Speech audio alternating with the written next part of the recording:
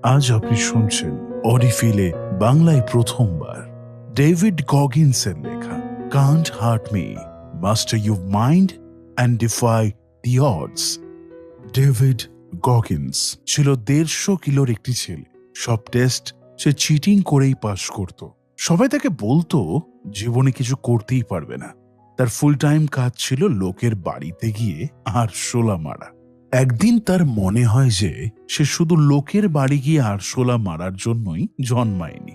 তারপর এই ছেলেটি তার ওজন 50 কিলো কমিয়ে ফেলে। তার এক্সাম পাশ করে এবং আমেরিকার সব থেকে টাফেস্ট নেভি সিলও হয়। ডাক্তার বারণ করার সত্ত্বেও আল্ট্রা ম্যারাথন রেস কমপ্লিট করে, পুল আপ রেকর্ড তৈরি করে। তাকে ওয়ার্ল্ডের টাফেস্ট ম্যান অ্যালাইভ এর টাইটেল দেওয়া হয়। চলুন আর দেরি না করে শুরু করা যাক। ভূমিকা। কান্ট হার্ট মি এর লেখক ডেভিড গগিন্স মনে করেন যে প্রত্যেকে বাধা অতিক্রম করতে এবং তাদের লক্ষ্যে পৌঁছানোর জন্য একটি অদম্য ইচ্ছা থাকা দরকার। একজন যুবক হিসেবে গগিন্স নিজেকে আরো সফল তৈরি করার জন্য একটি কৌশল তৈরি করেছিলেন। তিনি বিশেষত শারীরিক চ্যালেঞ্জগুলি উপভোগ করতেন। সেনাবাহিনীতে এবং নেভি সিল হিসেবে কাজ করেছিলেন এবং আল্ট্রা ম্যারাথন এবং অন্যান্য অ্যাথলেটিক ইভেন্টের প্রতিদ্বন্দ্বিতাও করেছিলেন। তিনি সর্বদা নিজেকে নতুন উচ্চতায় ঠেলে দেওয়ার উপায় খুঁজতেন। গগিন্সের অভিজ্ঞতা তাকে শিখিয়েছে যে বেশিরভাগ লোকেরা তাদের প্রকৃত সম্ভাবনার দিকে কাজ করে না। নতুন লক্ষ্যের দিকে কাজ করা অস্বস্তিকর হতে পারে, কারণ আমরা যখন কোনো নতুন জিনিস শেখার চেষ্টা করি সেটা প্রথমে খুবই কঠিন লাগে। যেমন একটি নতুন ভাষা শেখা বা হাফ ম্যারাথনের প্রশিক্ষণ। এই কারণে আমরা নতুন জিনিসগুলি শিখতে চাই না এবং আমরা আমাদের কমফোর্ট জোনের মধ্যে থাকতে পছন্দ করি। ডেভিড গগিন্স মনে করেন যে অধিকাংশ মানুষ তাদের সম্ভাবনার মাত্র 40% অর্জন করে।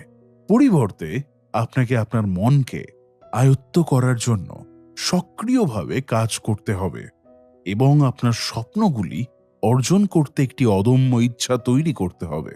গগিন্স আপনার লক্ষ্যের দিকে দক্ষতার সাথে কাজ শুরু করার জন্য 10টি চ্যালেঞ্জের কথা বলেছেন। চ্যালেঞ্জ নাম্বার 1, খারাপ পরিস্থিতির মুখোমুখি হন। Face your bad hand. আপনি বড় হওয়ার সাথে সাথে আপনার জীবনের পরিস্থিতি আপনার বৃদ্ধি এবং বিকাশকে প্রভাবিত করে। যদিও এটি বিপরীত হতে পারে, আপনি যে কঠিন পরিস্থিতির মুখোমুখি হয়েছেন তা স্বীকার করে সামনে আসা অতিরিক্ত চ্যালেঞ্জগুলি কাটিয়ে ওঠা অনেকটা সহজ হয়ে যায় এবং আপনি আপনার অতীত সাফল্যগুলি থেকে শক্তি অর্জন করতে পারেন। একটি অপমানজনক পিতা এবং স্কুল সংগ্রাম। গগিন্সের জন্য তার স্কুল এবং তার অপমানজনক পিতাকে স্বীকার করা এবং কাটিয়ে ওঠা তার জন্য নতুন একটি দরজা খুলে দিয়েছিল। 8 বছর বয়সের আগে গগিন্স তার মা, বাবা এবং ভাইয়ের সাথে নিউ ইয়র্কের বাফালোতে থাকতেন। তার বাবা পরিবারের সদস্যদের রোলার স্কেটিং রিংকে রাতে কাজ করতে বাধ্য করতেন। কোনো কিছু কাজে ভুল হলে গগিন্সের বাবা তাকে বেল্ট দিয়ে মারতেন। তার মা ও ভাইও নিয়মিত নির্যাতনের শিকার হতেন। অবশেষে তার মা নিজেকে এবং তার সন্তানদের এই নির্মম অত্যাচারের হাত থেকে রক্ষা করার জন্য একজন বন্ধুর কাছে সাহায্য চেয়েছিলেন। তারা তার নিজ শহর ব্রাজিল ইন্ডিয়ানায় পালিয়ে যায়। তখন গগিন্সের বয়স ছিল 8 বছর। স্কুল সংগ্রাম। স্কটল্যান্ডে তার কাজের কারণে গগিন্স স্কুলে পিছিয়ে পড়েছিলেন। তিনি, তার ভাই এবং মা রাত্রেবেলা কাজ করতেন। প্রায় অফিসের অনসাইটে সোফায় ঘুমাতেন তারা। সেই জন্যই দিনের বেলায় প্রায়শই সে ঘুমে আচ্ছন্ন থাকত। যখন তারা ব্রাজিলে আসে, গগিন্সের মা তাকে দ্বিতীয়বারের জন্য 2য় শ্রেণীতে ভর্তি করেন। তার একজন চমৎকার শিক্ষক ছিলেন, যিনি তাকে শিখতে সাহায্য করার জন্য অতিরিক্ত সময় উৎসর্গ করতেন। কিন্তু 3য় গ্রেডের সময় গগিন্সের শিক্ষক মিসেস ডি গগিন্সকে একটি আলাদা স্কুলে রাখার জন্য প্রস্তাব দেন, যেখানে দুর্বল ছাত্রদের পড়াশোনা শেখানো হয়, এবং স্কুল প্রশাসন এই প্রস্তাব সমর্থন করেছিলেন। গগিন্স স্কুলের একমাত্র কৃষ্ণাঙ্গ ছাত্র ছিলেন। তিনি ক্লাসে তার অংশগ্রহণ কমিয়েছেন এবং তার তোতলামি রোগ তৈরি হয়। গগিন্সের মা গগিন্সকে অন্য স্কুলে পাঠানোর বিরুদ্ধে ছিলেন এবং স্কুল তাকে থাকতে দিতে রাজি হয় যদি সে গ্রুপ থেরাপিতে ভর্তি হয়। কিন্তু গ্রুপ থেরাপিতে সত্যিকারের অসুস্থ শিশুরা অন্তর্ভুক্ত ছিল, যা গগিন্সের একদম বিপরীতে। এটি তার মানসিক চাপকে আরো বাড়িয়ে তোলে, তার তোতলামি আরো খারাপ হয়ে যায় এবং তার ত্বকে সাদা দাগ তৈরি হতে থাকে। গ্রুপ থেরাপি বন্ধ করতে এবং শিক্ষকদের চাপের মুখোমুখি না হওয়ার জন্য গগিন্স চিটিং করতে শুরু করে। এটি তার গ্রেড এবং পরীক্ষার স্কোর উন্নতি করেছিল। দারিদ্রতা। গগিন্সের মা তার ছেলেকে সাহায্য করার জন্য একটি স্থানীয় ডিপার্টমেন্টাল স্টোরে চাকরি নিয়েছিলেন। তারা ভর্তুকিযুক্ত আবাসনে বাস করত, কিন্তু তাদের সংসার চালাতে খুব স্ট্রাগল করতে হতো। গগিন্স পরবর্তী জীবনে এটা মানত যে টক্সিক স্ট্রেস তার শৈশবের বিকাশকে ব্যাঘাত ঘটিয়েছে। স্ট্রেস স্বল্প মেয়াদে বেঁচে থাকার জন্য সহায়ক, কিন্তু দীর্ঘমেয়াদে এর মারাত্মক পরিণতি হতে পারে। এটি শিশুদের তথ্য ধরে রাখার এবং ভাষার দক্ষতা তৈরি করার ক্ষমতাকে সীমিত করে, যা তাদের শেখাকে সীমাবদ্ধ করে। যখন বাচ্চারা বিষাক্ত স্ট্রেসের সংস্পর্শে আসে, তাদের পরবর্তী জীবনে স্বাস্থ্য সমস্যা তৈরি করতে পারে, যেমন বিষণ্ণতা, স্থূলতা এবং হৃদরোগ। তাদের ধূমপানের মতো ঝুঁকিপূর্ণ আচরণে জড়িত হওয়ার সম্ভাবনাও বেশি থাকে। একটি আপত্তিজনক পরিবারে বেড়ে ওঠা একটি শিশুর 18 বছর বয়সের আগে গ্রেপ্তার হওয়ার সম্ভাবনা 53% এবং প্রাপ্তবয়স্ক হিসেবে অপরাধ করার সম্ভাবনা 38% বেশি হয়। পদক্ষেপ নিন। খারাপ পরিস্থিতির মুখোমুখি হন। আপনি বর্তমানে যে বাধাগুলোর মুখোমুখি হচ্ছেন তার মোকাবিলা শুরু করতে আপনার জীবনে অতীত এবং বর্তমানকে রূপ দিয়েছে এমন পরিস্থিতির মোকাবিলা করতে শিখুন। আসন্ন অধ্যায়গুলিতে আপনি এই পরিস্থিতিগুলিকে অনুপ্রেরণা হিসেবে কিভাবে ব্যবহার করবেন তা শিখবেন। প্রথমে একটি জার্নাল দিয়ে শুরু করুন। কাগজ বা ডিজিটাল হলেও চলবে। উদাহরণস্বরূপ, আপনি আপনার ল্যাপটপ বা ফোনে নোট করতে পারেন আপনি জীবনে যে সমস্ত কঠিন জিনিসের মুখোমুখি হয়েছেন বা সম্মুখীন হয়েছেন তার সমস্ত তালিকা তৈরি করুন। নিজেকে নিম্নলিখিত প্রশ্নগুলো জিজ্ঞাসা করুন। বড় হয়ে আপনি কোন কঠিন পরিস্থিতির সম্মুখীন হয়েছেন? আপনি হয়তো অপব্যবহারের সম্মুখীন হয়েছেন বা কম আত্মসম্মান অনুভব করেছেন, অথবা আপনি কি বড় চ্যালেঞ্জ ছাড়াই বড় হয়েছেন এবং তাই আপনার কমফোর্ট জোনের বাইরে গিয়ে শিখতে ব্যর্থ হয়েছেন? আপনি এখন কি ধরনের চ্যালেঞ্জের সম্মুখীন? হয়তো একজন বস আপনার কাজের অগ্রগতি সীমিত করছেন, অথবা আপনি সামনের দিকে এগিয়ে যাওয়া থেকে নিজেকে কোনোভাবে নাশকতা করছেন। আপনার তালিকাটি একটি বন্ধুর সাথে বা সোশ্যাল মিডিয়াতে শেয়ার করুন। #BadHand এবং #Can'tHurtMe।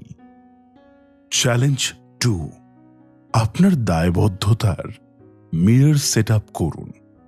Set up your accountability mirror. আপনি আপনার লক্ষ্যে পৌঁছানোর জন্য কার্যকর পদক্ষেপ নিতে ভয় পেতে পারেন। এই চ্যালেঞ্জে আপনি আপনার লক্ষ্যগুলিকে ছোট ছোট ধাপে বিভক্ত করতে শিখবেন এবং সাফল্য অর্জনের জন্য নিয়মিত সেই দিকে কাজ করবেন। কিশোর বয়সে গগিন্স মানসিক আঘাত, বর্ণবাদ, স্কুল এবং বিমান বাহিনীতে যোগদানের আকাঙ্ক্ষার সাথে লড়াই চালিয়ে যান। একটি বিশেষভাবে খারাপ রিপোর্ট কার্ড পাওয়ার পরে তিনি তার লক্ষ্যগুলিকে আরো পরিচালনাযোগ্য তৈরি করে ফেলেন। সেগুলোতে পৌঁছানোর জন্য নিজেকে দায়বদ্ধ রাখার জন্য তার বাড়ির আয়নায় লক্ষ্যগুলি লিখেছিলেন। গগিন্স এটিকে তার দায়িত্বের আয়না বলেছেন। ট্রমা। তার বাবার হাতে গগিন্স যে আঘাতের সম্মুখীন হয়েছিল তার পাশাপাশি আরেকটি ট্রমা তাকে এবং তার মাকে প্রভাবিত করেছিল। তার মা এমন একজন ব্যক্তির সাথে বিবাহ বন্ধনে আবদ্ধ হয়েছিলেন যিনি একজন ভালো প্রভাবশালী ছিলেন, কিন্তু বিবাহের কিছুদিন পর তাকে হত্যা করা হয়েছিল। গগিন্স এবং তার মা যেইভাবেই হোক ইন্ডিয়ানাপলিসে চলে আসেন, কিন্তু তার মা তার বাগদত্তার মৃত্যুতে খুব ভেঙেই পড়েছিল। গগিন্স আর স্কুলে যেতেন না এবং বদ ছেলেদের সাথে সময় কাটাতে থাকতেন, যেটা তার আচরণের উপর নেতিবাচক প্রভাব ফেলছিল। তার মা তাকে একদিন ধরে ফেলে এবং তিনি ব্রাজিলে ফিরে যাওয়ার সিদ্ধান্ত নেন।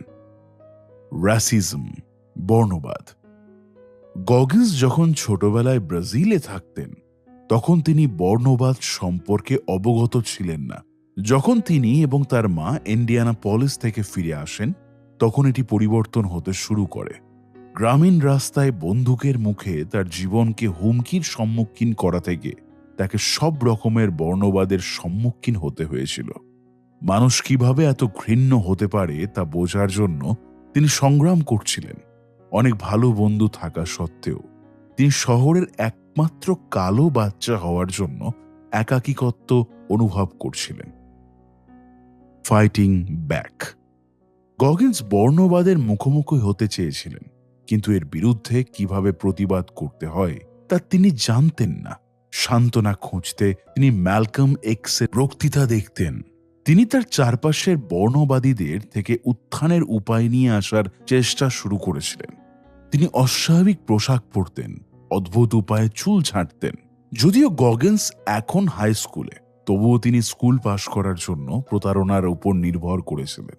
স্কুলে থাকার তার একমাত্র অনুপ্রেরণা ছিল বাস্কেটবল দলে খেলা, কিন্তু যেহেতু তিনি গ্রীষ্মকালীন ওয়ার্কআউটে যোগ দেননি, তাই কোচরা মনে করেন যে তিনি দলের প্রতি প্রতিশ্রুতিবদ্ধ নন। তারা তাকে জুনিয়র ভার্সিটি দলে সিলেক্ট করেননি, যদিও সে স্কুলের অন্যতম প্রতিভাবান খেলোয়াড় ছিল। এইভাবে গগিন্স স্কুলের প্রতি তার অনুপ্রেরণা হারিয়ে ফেলেন। কিন্তু তিনি সম্পূর্ণ উদ্দেশ্যহীন ছিলেন না। তিনি বিমান বাহিনীতে যোগদান করতে চেয়েছিলেন কারণ তার দাদু এয়ারফোর্সে কাজ করতেন। তার দাদুর কাছ থেকে গল্প শুনে তিনিও বিমান বাহিনীতে যোগ দিতে চেয়েছিলেন। যাই হোক, তিনি বুঝতে পারেননি যে এখানে যোগদানের জন্য তাকে একটি পরীক্ষায় পাশ করতে হবে। তিনি ধরে নিয়েছিলেন যে তিনি পরীক্ষায় চিটিং করে পাশ করে যাবেন। তার প্রথম প্রচেষ্টায় তিনি প্রতারণা করার জন্য অন্যান্য পরীক্ষার্থীদের থেকে অনেক দূরে বসেছিলেন। তার সত্ত্বেও তিনি পাশ করতে পারেননি। এটি তার প্রথম ওয়েক আপ কল, যা তাকে তার আচরণ পরিবর্তন করতে সাহায্য করেছিল। দ্বিতীয় ওয়েক আপ কলটি তার জুনিয়র বছরের শেষে এসেছিল, যখন তার মা একটি চিঠি পেয়েছিলেন যেখানে লেখা ছিল যে তার ছেলে স্নাতক হবেন না যতক্ষণ না তার উপস্থিতির রেকর্ড এবং গ্রেড ইমপ্রুভ হয়। জবাবদিহিতা আয়না। গগিন্স যখন আয়নার দিকে তাকালেন তখন তিনি সেই দিন কাকে দেখেছিলেন তা নিয়ে তিনি হতাশ বোধ করেছিলেন। অল্প কিছু সম্ভাবনার একটি বাচ্চা যে নিজের সাথে কঠোর না হয়ে এবং তার আচরণ পরিবর্তন না করে বিমান বাহিনীতে যোগ দিতে কখনোই সক্ষম হবে না। তিনি তার পড়ার দক্ষতা উন্নত করে এবং পরীক্ষার জন্য অধ্যয়ন করে বিমান বাহিনীতে যোগ দেওয়ার সংকল্প করেছিলেন। এটি করার জন্য তিনি নিজেকে দায়বদ্ধ রাখতে এবং তার লক্ষ্যে পৌঁছানোর জন্য একটি ডিভাইস হিসেবে আয়না ব্যবহার করার সিদ্ধান্ত নিয়েছিলেন। প্রতি রাতে তিনি পোস্ট ইট নোটগুলিতে পরের দিনের জন্য তার লক্ষ্যগুলি লিখেছিলেন এবং সেগুলি আয়নায় রেখেছিলেন। তারপর তিনি নিশ্চিত করেন যে তিনি প্রতিদিন তার লক্ষ্যগুলির দিকে কাজ করছেন কিনা। প্রায়শই এটি তাকে কি করতে হবে এবং কেন করতে হবে সে সম্পর্কে তাকে ওয়াকিবহাল করত। উদাহরণস্বরূপ, তিনি নিজেকে বলতেন যে এটি ঠিক করার জন্য তার পড়াশোনা করা দরকার। তিনি এই পদ্ধতিটিকে নিজের সাথে মোকাবেলা করার একটি উপায় হিসেবে মনে করেছিলেন। তিনি অধ্যয়ন এবং ভালো শারীরিক আকৃতিতে মনোনিবেশ করেছিলেন। দ্বিতীয়বার এয়ারফোর্স এন্ট্রি টেস্টে ব্যর্থ হওয়ার পর তার মা তাকে একজন গৃহশিক্ষকের সাথে সংযুক্ত করেন। তার গৃহশিক্ষক তাকে শেখার জন্য একটি অনন্য পদ্ধতি ব্যবহার করতে শিখিয়েছিলেন এবং পাঠ্যপুস্তক এবং বীজগণিত সম্পর্কে তার জ্ঞানকে ব্যাপকভাবে উন্নত করেছিলেন। তার দক্ষতা বাড়ার সাথে সাথে গগিন্স আত্মবিশ্বাস অর্জন করেছেন এবং বর্ণবাদীদের সাথে কম সময় কাটাতেন। 6 মাস পড়াশোনার পর আবার বিমান বাহিনীতে প্রবেশের পরীক্ষা দেন এবং উত্তীর্ণ হন। পদক্ষেপ নিন। আপনার দায়বদ্ধতা মিরর সেট আপ করুন।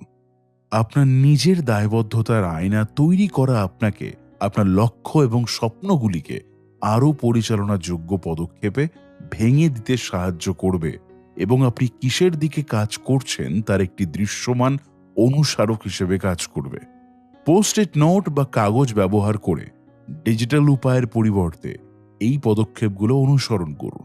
আপনার সমস্ত নিরাপত্তাহীনতা লিখুন। আপনার নিরাপত্তাহীনতার মালিক হন এবং নিজেকে উন্নত করার সুযোগ হিসেবে ব্যবহার করুন।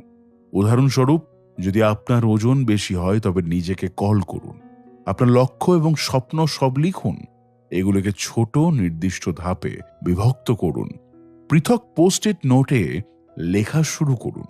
আপনার সমস্ত নোট আয়নায় আটকে দিন। প্রতিদিন লক্ষ্যের দিকে কাজ করার জন্য নিজেকে ধরে রাখুন।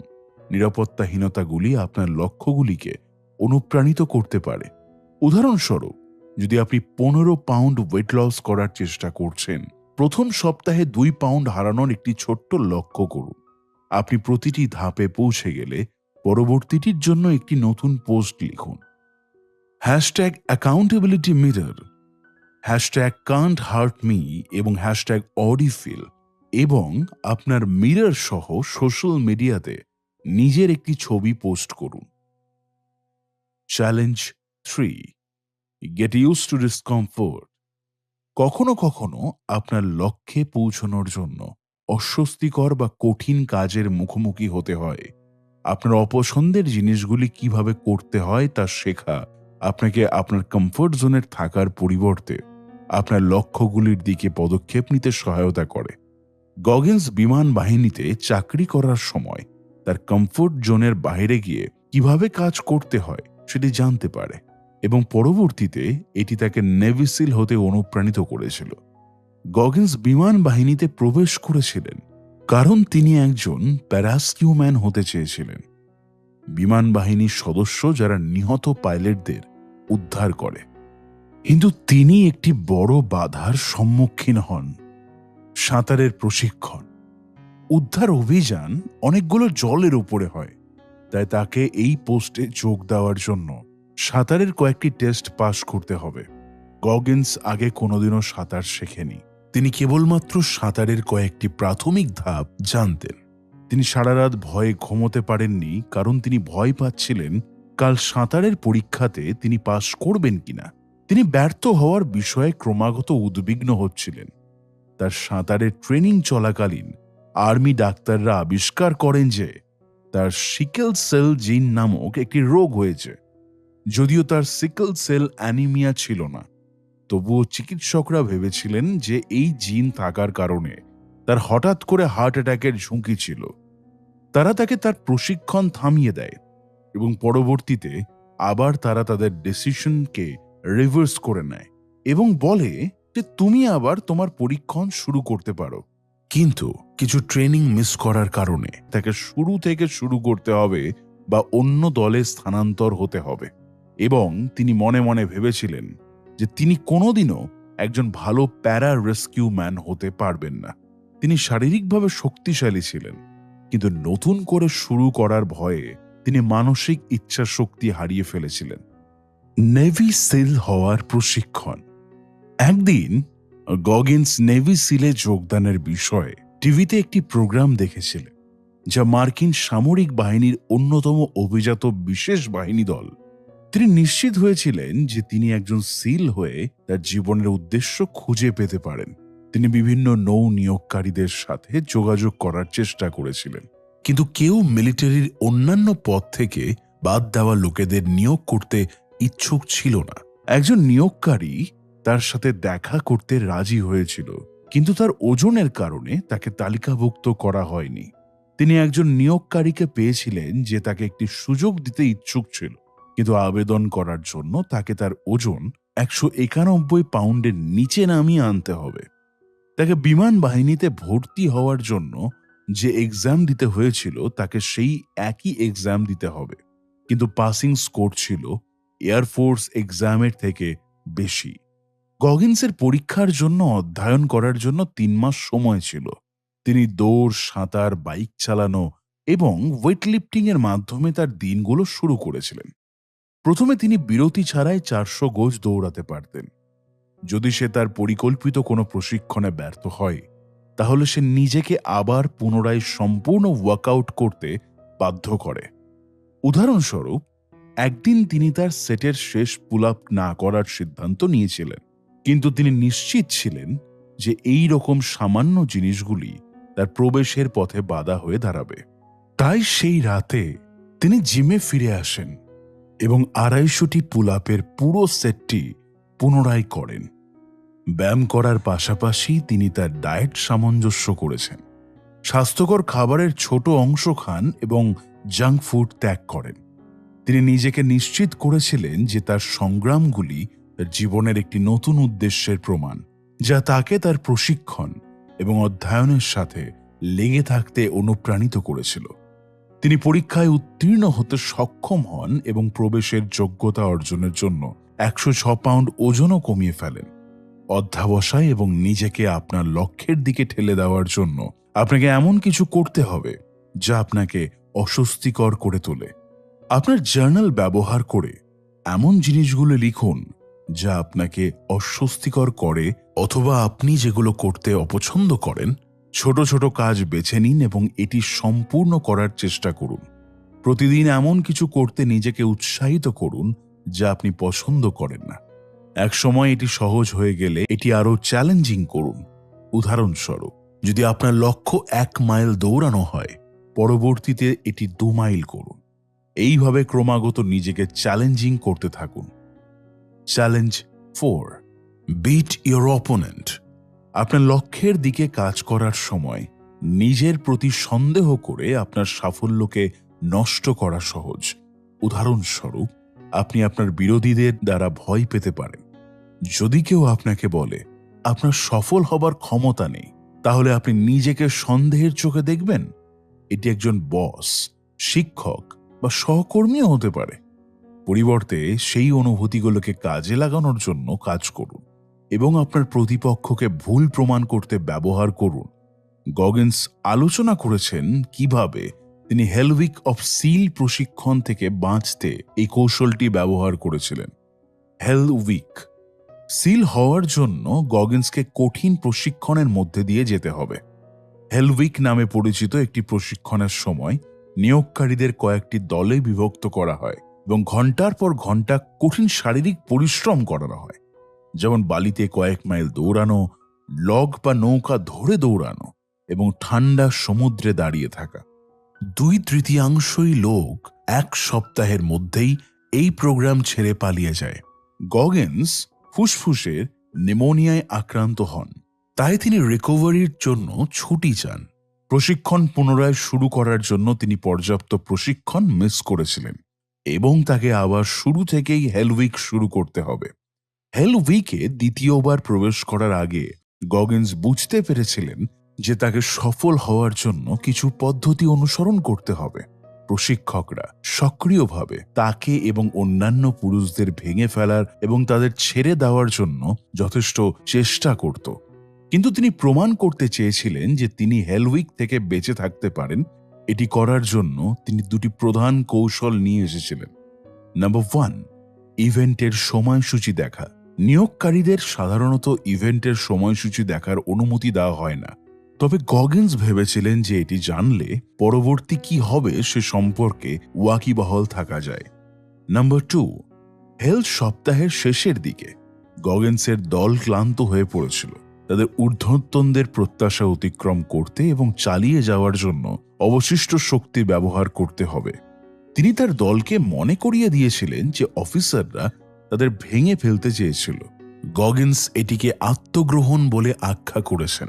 আপনার প্রতিপক্ষকে স্বীকার করা এবং তাদের প্রতি আপনার অনুভূতি ব্যবহার করে আপনার সেরা কাজকে উৎসাহিত করা, তাদের অবাক করে দেওয়া এবং তাদের সম্মান অর্জন করা। এই কৌশলগুলি ব্যবহার করে গগিন্স এবং তার পুরো দল হেলউইক থেকে বেঁচে গিয়েছিল। এই থেকে শেখা যায় যে প্রতিযোগিতামূলক পরিস্থিতিতে বেঁচে থাকা এবং উন্নতি লাভ করার মানে প্রতিপক্ষের কাছ থেকে নেতিবাচক শক্তিকে ব্যবহার করা। আপনার জীবনের একটি পরিস্থিতিতে এই ধারণাটি প্রয়োগ করুন। নাম্বার 1, আপনি সম্মুখীন একটি চ্যালেঞ্জ বা প্রতিযোগিতামূলক পরিস্থিতি চিহ্নিত করুন। উদাহরণস্বরূপ, হয়তো আপনি কর্মক্ষেত্রে এক্সেল বা গণিত ক্লাসে একটি ভালো গ্রেড পেতে সংগ্রাম করছেন। সেই পরিস্থিতিতে আপনি যে প্রতিপক্ষের মুখোমুখি হন তাকে চিহ্নিত করুন। হতে পারে আপনি কর্মক্ষেত্রে লড়াই করছেন কারণ আপনার বস আপনার প্রতিটি পদক্ষেপকে মাইক্রোম্যানেজ করার জন্য জোর দিচ্ছেন, অথবা আপনার মনে হচ্ছে আপনার গণিত শিক্ষক আপনাকে বিশ্বাস করেন না। এমন একটি প্রকল্প বা কাজ বেছে নিন যেখানে আপনি আপনার দক্ষতা দেখাতে পারেন। সফল হওয়ার জন্য আপনার দক্ষতা বাড়াতে হলে আপনাকে অনেক সময় অধ্যয়ন করা বা অনুশীলনের বাইরে আরও কাজ করার মতো জিনিসগুলো করতে হতে পারে। আপনার চূড়ান্ত লক্ষ্য হলো আপনার প্রতিপক্ষকে বিস্মিত করা এবং তাদের প্রত্যাশাকে ব্যাপকভাবে অতিক্রম করে তাদের সম্মান অর্জন করা। Challenge 5, visualise success. সাফল্যের কল্পনা করুন। আপনার পথে বাধাগুলো কল্পনা করুন। এগুলি আপনার লক্ষ্য অর্জনে এবং লক্ষ্য অর্জনের পথের বাধাগুলি উত্থাপিত হওয়ার সাথে সাথে সমাধান করতে সহায়তা করে। গগিন্স একটি ইনজুরির পর সিল প্রশিক্ষণ থেকে বিরতি নেওয়া এবং ফিরে আসার পরে তিনি কিভাবে এই ভিজুয়ালাইজেশন কৌশল ব্যবহার করে তীব্র শারীরিক ব্যথা থাকা সত্ত্বেও তিনি তার প্রশিক্ষণ চালিয়ে গিয়েছিলেন। সিল প্রশিক্ষণ ছেড়ে দেওয়া হেল উইকের প্রথম রাউন্ডের সময় গগিন্সের ডাবল নিউমোনিয়ার পাশাপাশি তিনি একটি গুরুতর হাঁটুতে আঘাত পেয়েছিলেন। যদিও তিনি প্রশিক্ষণ চালিয়ে যেতে চেয়েছিলেন, কিন্তু ভাঙা হাঁটুর আঘাত দ্রুত নিরাময় হচ্ছিল না, তাই তিনি রিকভারের জন্য ইন্ডিয়ানাপলিসে বাড়িতে গিয়েছিলেন। তাকে ছুটি দেওয়া হয়েছিল, তবে তাকে তৃতীয়বারের জন্য হেল উইক ট্রেনিং করতে হবে এবং যদি সে এটিকে সার্ভাইভ করতে পারে তাকে সিল হওয়ার জন্য আরও 6 মাস প্রশিক্ষণ নিতে হবে। যখন তিনি রিকভারের জন্য সময় কাটাচ্ছিলেন তখন তিনি জানতে পেরেছিলেন যে তিনি বাবা হতে চলেছেন। তিনি অপ্রস্তুত ছিলেন এবং অনিশ্চিত বোধ করতে থাকেন। যদিও তিনি প্রস্থান করার কথা ভেবেছিলেন, তারপর তিনি এটি ভাবেন যে আরও একবার চেষ্টা করে ব্যর্থ হওয়ার চেয়ে সিল প্রশিক্ষণ ছেড়ে দেওয়া আরও বড় ব্যর্থতা হবে। Hitting the ground running. Goggins তার তৃতীয় হেল উইক কমপ্লিট করেছিলেন, কিন্তু তার উভয় সিনগুলিতে অর্থাৎ হাঁটুর নিচের অংশে ছোট ছোট ফাটল তৈরি হয়েছিল। সিল প্রশিক্ষণে প্রতি সপ্তাহে 60 মাইল পর্যন্ত দৌড়ানো হতো। মেয়াদের অবশিষ্ট সময় টিকে থাকার জন্য একটি কৌশল বের করেন তারা। ব্যথা কমানোর জন্য তিনি তার সিনসে অর্থাৎ হাঁটুর নিচের অংশে টেপ মেরে রাখতেন। যখন তিনি নিজেকে সন্দেহ করতে থাকেন তখন তিনি নিজেকে উৎসাহের সাথে বলতেন যে ব্যর্থ হওয়ার একমাত্র নিশ্চিত উপায় হল প্রস্থান করা, এবং ভাঙা পা থাকা সত্ত্বেও নিজেকে চ্যাম্পিয়ন হওয়ার ভিজুয়ালাইজেশন করতেন। তিনি প্রশিক্ষণ শেষ করার সময় তিনি কতটা সফল বোধ করবেন তাও কল্পনা করেছিলেন। এইভাবে নিজের সাথে কথা বলতে থাকা তার চালিয়ে যাওয়ার জন্য প্রয়োজনীয় শক্তি সঞ্চয় করে।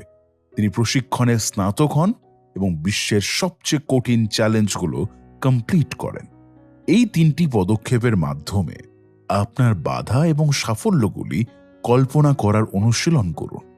নাম্বার 1, একটি চ্যালেঞ্জ বা প্রতিবন্ধকতা কল্পনা করুন যা আপনাকে অতিক্রম করতে হবে। আপনি যখন সফল হবেন তখন কেমন লাগবে তা নিয়ে ভাবুন। নাম্বার 2, অসুবিধা অনুমান করুন। এমন কিছু মুহূর্ত আসবে যখন আপনার লক্ষ্যের দিকে কাজ করা অসম্ভব মনে হয় এবং আপনি হাল ছেড়ে দিতে চান। আপনি আপনার ক্ষমতা নিয়ে সন্দেহ করতে পারেন, আপনার দক্ষতা উন্নত করার জন্য সময় বার করার জন্য সংগ্রাম করতে পারেন, অথবা আপনি কেন এই লক্ষ্যের দিকে কাজ করছেন তা নিয়ে প্রশ্ন করতে পারেন।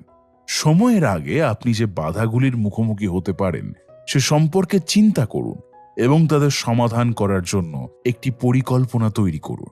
উদাহরণস্বরূপ, যদি আপনি একটি ম্যারাথনের জন্য প্রশিক্ষণের জন্য সংগ্রাম করছেন এবং আপনি কেন এটি করছেন তার একটি স্পষ্ট উত্তর না থাকলে হাল ছেড়ে দেওয়া খুব সহজ হবে। পরিবর্তে আপনি কেন আপনার লক্ষ্যের দিকে কাজ করছেন তা মনে করিয়ে দিতে এবং চালিয়ে যাওয়ার জন্য নিজেকে অনুপ্রাণিত করার জন্য একটি স্পষ্ট উত্তর বিকাশ করুন। নাম্বার 3, সোশ্যাল মিডিয়াতে বাধাগুলো কাটিয়ে উঠতে আপনি কিভাবে এই কৌশলটি ব্যবহার করছেন সে সম্পর্কে আপনার গল্প শেয়ার করুন। Challenge 6, stock your cookie jar. আপনার কুকি জার স্টক করুন। আমরা প্রায়ই আমাদের কমফোর্ট জোনে থাকাকালীন চ্যালেঞ্জগুলি নেওয়ার সিদ্ধান্ত নিই, কিন্তু আমরা এতটাই স্বাচ্ছন্দ্য বোধ করি যে বাধা আসতে পারে তা আমরা আশা করি না। এটি মোকাবেলা করার জন্য একটি কৌশলের প্রয়োজন। আপনার পূর্বের কৃতিত্বের কথা মনে করলে আপনার সামনে আসা বাধাগুলোর প্রতি মোকাবেলা করতে অনেকটা সহজ হয়। গগিন্স এই কৃতিত্বের সংগ্রহকে আপনার কুকি জার বলে। এই কৌশলের পেছনে বিজ্ঞান আছে। আপনি যদি বাধার দ্বারা অভিভূত হন, তবে আপনি কেন কিছু করছেন তা ভুলে যেতে পারেন এবং নিজের সাথে নেতিবাচকভাবে কথা বলতে শুরু করতে পারে, যা আপনাকে সামনে এগিয়ে যাওয়ার জন্য আপনার শক্তি কেড়ে নেয়। আপনি যখন চাপ অনুভব করেন, তখন আপনার শরীরের ফ্লাইট সিস্টেম কাজ করে। সন্দেহজনক নেতিবাচক স্ব-কথোপকথনের পরিবর্তে আপনার কৃতিত্বের দিকে মনোনিবেশ করা আপনাকে মনে করিয়ে দেয় যে আপনি কি করতে সক্ষম, আপনাকে লড়াই করার এবং চালিয়ে যাওয়ার শক্তি দেয়। নেভি সিল থেকে আল্ট্রা ম্যারাথন রানারে রূপান্তরিত হওয়ার অভিজ্ঞতার সময় গগিন্স কুকি জার ধারণাটি তৈরি করেছিলেন। বাড ওয়াটারের রাস্তা 135। 2005 সালে গগিন্স আফগানিস্তানে স্পেশাল অপারেটিভদের মৃত্যুর কথা জানতে পেরেছিলেন। তিনি নিহত সেনাদের সন্তানদের জন্য কলেজের তহবিল সংগ্রহ করতে চেয়েছিলেন। একজন তহবিল সংগ্রহকারী হিসেবে তিনি আল্ট্রা ম্যারাথন চেষ্টা করার সিদ্ধান্ত নেন। দৌড়ের দৌড় যা ম্যারাথনের চেয়ে দীর্ঘ, গগিন্স বাডওয়াটার 135-এ প্রতিদ্বন্দ্বিতা করতে চেয়েছিলেন। ক্যালিফোর্নিয়ার ডেথ ভ্যালির মেঝে থেকে মাউন্ট হুইটনির চূড়া পর্যন্ত 135 মাইলের একটি বিখ্যাত আল্ট্রা ম্যারাথন। কিন্তু ইভেন্ট ডিরেক্টরের প্রয়োজন ছিল এমন লোক যারা আগে 100 মাইল আল্ট্রা রেসে বা তার থেকে বেশি কোনো রেসে অংশ নেওয়া, এবং গগিন্সের জন্য এটি ব্যতিক্রম করতে ইচ্ছুক ছিলেন না। তিনি পরামর্শ দিয়েছিলেন যে গগিন্সরা সান্টিয়াগোতে একদিনের জন্য প্রতিযোগিতা করবে, একটি 24 ঘন্টা 100 মাইল দৌড়, যেখানে কোর্সের চারপাশে প্রতিটি ল্যাপ 1 মাইল। যদি তিনি এটিতে সফল হয়, তাহলে তিনি বাডওয়াটার 135-এ দৌড়াতে পারবেন। সান্টিয়াগোর আগে গগিন্সের হাতে মাত্র 3 দিন ছিল, তাই প্রস্তুতির জন্য খুব কম সময় পেয়েছিল। তিনি 6 মাসে একবারের জন্য 1 মাইলের বেশি দৌড়ননি, যদিও তিনি শক্তি প্রশিক্ষণের মাধ্যমে শরীরকে ভালো আকারে রেখেছিলেন। তার কার্ডিও ফিটনেসও ভালো ছিল। রেসের দিনে গগিন্স দ্রুত গতিতে যাত্রা শুরু করেছিলেন। 24 ঘন্টার মধ্যে রেসটি সম্পূর্ণ করার জন্য তাকে দ্রুত দৌড়াতে হবে, কিন্তু 70 মাইলের পর তিনি আর যেতে পারেননি। গগিন্সের স্ত্রী, যিনি তাকে উৎসাহিত করার জন্য এসেছিল, তার স্ত্রী তাকে রেস্ট নেওয়ার জন্য হেল্প করছিল। তিনি সব ধরনের শারীরিক জটিলতা মোকাবিলা করছিলেন। তার পায়ের নখের বেশিরভাগ অংশ পড়ে গিয়েছিল এবং সে পরে জানতে পারে যে তার পায়ে স্ট্রেস ফ্র্যাকচার ছিল। তিনি তার স্ত্রীর কাছ থেকে রক্তাক্ত প্রস্রাব এবং ডায়রিয়া লুকিয়ে রেখেছিলেন, যাতে তার স্ত্রী তাকে দৌড় থেকে টেনে না নেয়। তিনি কি ভয়ানক আকারে ছিলেন তা জানতেন না তার স্ত্রী এখনো বিশ্বাস করেছিলেন যে তার এখনো দৌড় শেষ করার সুযোগ রয়েছে এবং তাকে চালিয়ে যেতে উৎসাহিত করছিলেন। এবং তিনি তাকে বলেছিলেন যে তিনি যদি 24 ঘন্টার মধ্যে 100 মাইল কমপ্লিট করতে চান, তবে তাকে গতি বাড়ানো দরকার। কুকি জারের মধ্যে খনন প্রস্থান করতে চাওয়া সত্ত্বেও গগিন্স চালিয়ে যাওয়ার জন্য আরেকটি কৌশল নিয়েছিলেন, তার কুকি জার। বড় হয়ে গগিন্সের মা সর্বদা তাদের কুকি জারকে বিভিন্ন ধরনের কুকি দিয়ে স্টক করে রাখতেন, নিজেকে কঠিন সময়ের মধ্যে দিয়ে যেতে সাহায্য করার জন্য। তিনি এটিকে একটি রূপক হিসেবে প্রয়োগ করেছিলেন। যখন সময়গুলো কঠিন ছিল, তখন তিনি তার কৃতিত্বের একটি মানসিক কুকি জার আঁকেন। এইভাবে তিনি তার অতীত জয়গুলিকে ব্যবহার করে নিজেকে চালিয়ে যেতে অনুপ্রাণিত করেছিলেন।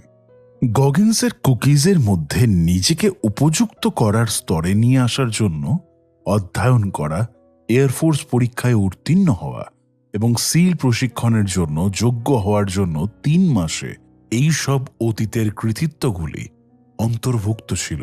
এই কৌশলটি কেবল স্মৃতি সম্পর্কে চিন্তা করার চেয়ে বেশি এটি মনে রাখা যে এই মুহূর্তগুলি কতটা ভালো ছিল। তার অতীত বিজয়ের কথা চিন্তা করা এবং তার দৃঢ়তার স্বীকার করা গগিন্সকে আবার দৌড় শুরু করার এবং দৌড় শেষ করার শক্তি দিয়েছে, এবং তিনি 100 মাইল দৌড় কমপ্লিট করেন। যদিও তিনি গুরুতর ডিহাইড্রেশনে ভুগছিলেন, তবুও তিনি 100 মাইল শেষ করতে পেরে আনন্দিতই বোধ করেছিলেন। Challenge 7, dismantle your governor. গাড়ির অভ্যন্তরীণ নিয়ন্ত্রক বা গভর্নর থাকে। গাড়ি কত দ্রুত যেতে পারে এটি তা সীমাবদ্ধ করে। মানুষও এই একই রকম। আমাদের মানসিক গভর্নর আমাদের প্রতিক্রিয়া দেয়, আমাদের জানায় যে আমরা কতটা ব্যথায় আছি বা নিরাপত্তাহীন বোধ করছি। অনেক লোক খুব সহজেই লোকের কথা শোনে এবং কাজ করা বন্ধ করে দেয় যখন তারা তাদের প্রচেষ্টার মাত্র 40% প্রয়োগ করে। 60% টেবিলে রেখে দেয়। গভর্নরকে অতিক্রম করার অর্থ হল ব্যথা, নিরাপত্তাহীনতা, অন্যান্য বাধাগুলোর মধ্যে দিয়ে ঠেলে দেওয়া।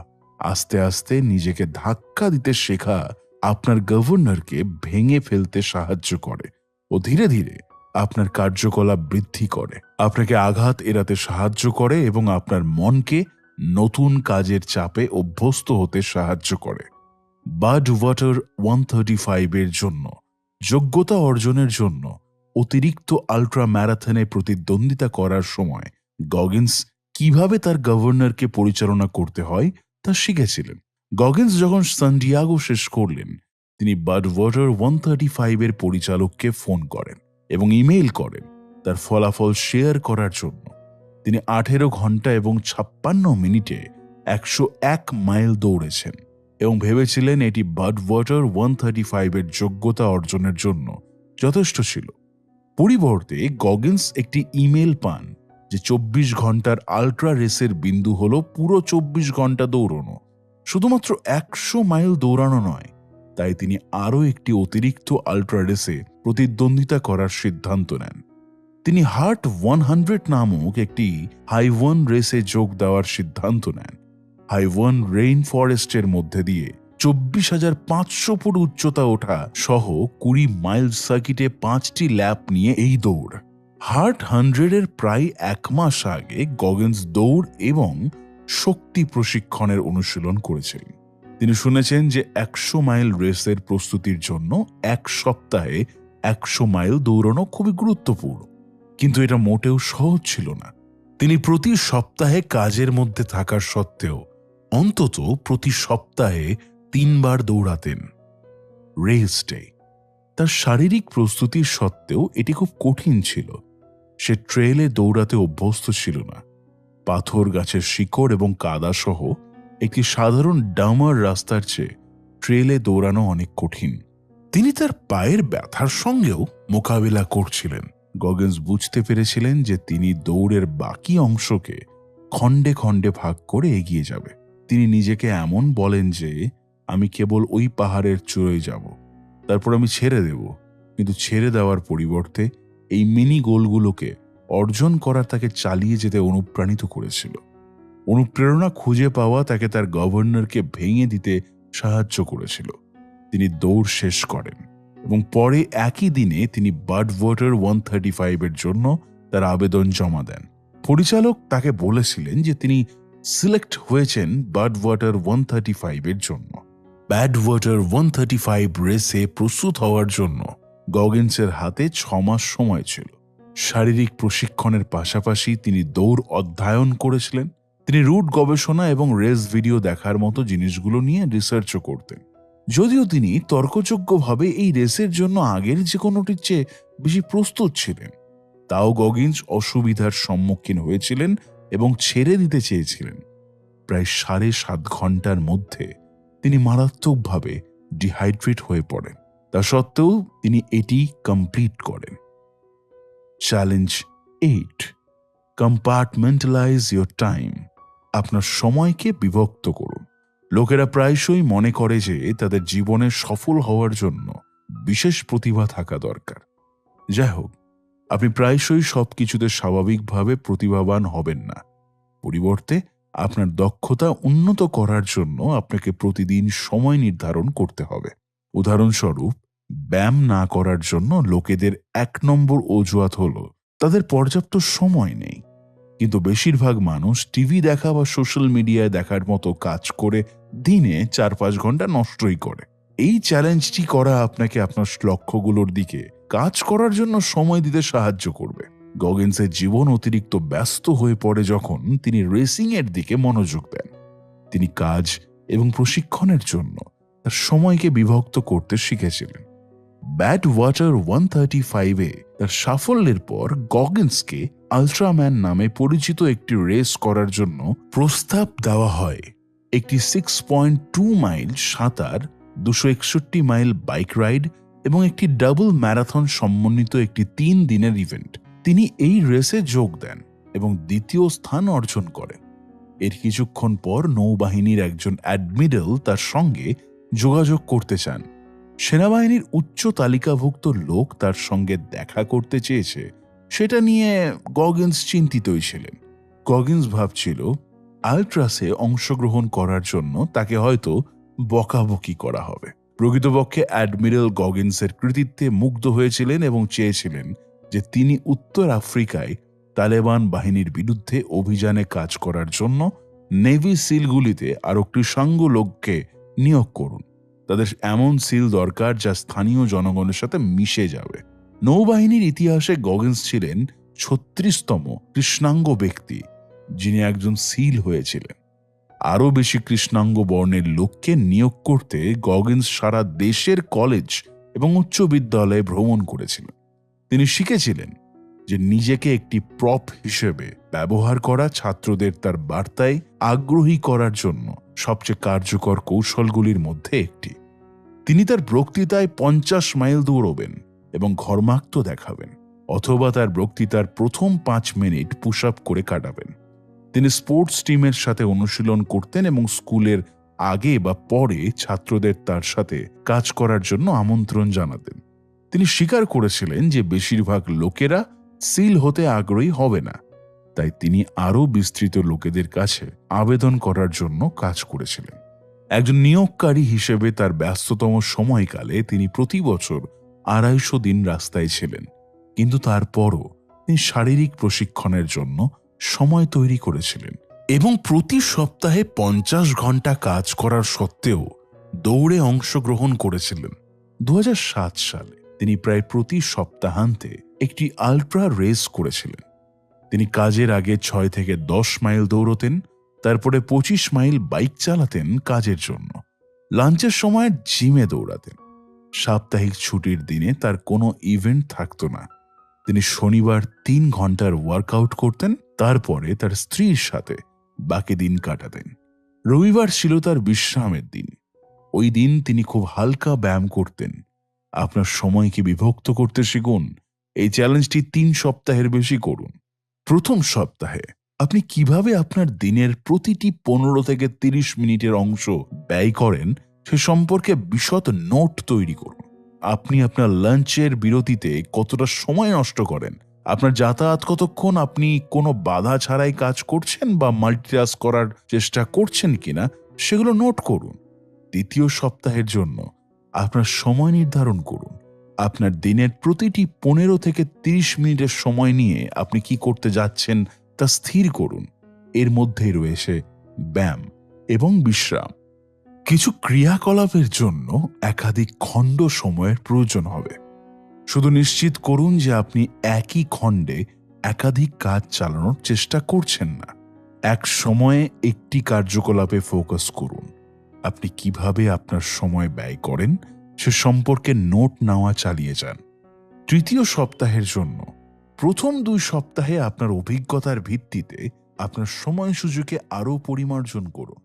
আদর্শভাবে আপনার ঘুম নষ্ট করার দরকার নেই, তবে আপনার গুরুত্বপূর্ণ ক্রিয়াকলাপগুলি করার জন্য সর্বাধিক সময় প্রদান করে এমন একটি সময়সূচিতে তৈরি করুন।